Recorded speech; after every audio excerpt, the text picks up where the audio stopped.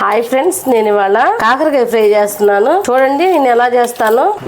ముక్కలా cut చేసుకుని పెట్టుకున్నాను. ఇందులో కొద్దిగా ఉప్పు వేసుకుని 10 నిమిషాలు పక్కన పెట్టుకుంటాను.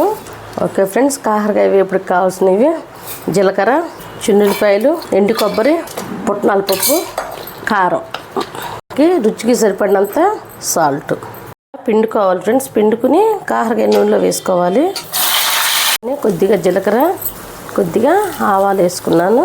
ఇది ఫ్రెండ్స్, ఇందాక మిక్సీ పట్టుకున్నాం కదా, అవన్నీ ఇందులో కలుపుకోవటమే. ఓకే ఫ్రెండ్స్, వేడి వేడి కాకరకాయ రెడీ. ఇది వారం రోజులైనా కానీ పాడవకుండా ఉంటుంది. చాలా అంటే చాలా టేస్ట్గా ఉంటుంది. నేను ఎలా చేశానో ఫుల్ వీడియో పెడతాను. ప్రతి ఒక్కళ్ళు నా వీడియో చూడండి, లైక్ చేయండి, షేర్ చేయండి, సబ్స్క్రైబ్ చేసుకోండి. Okay, bye friends.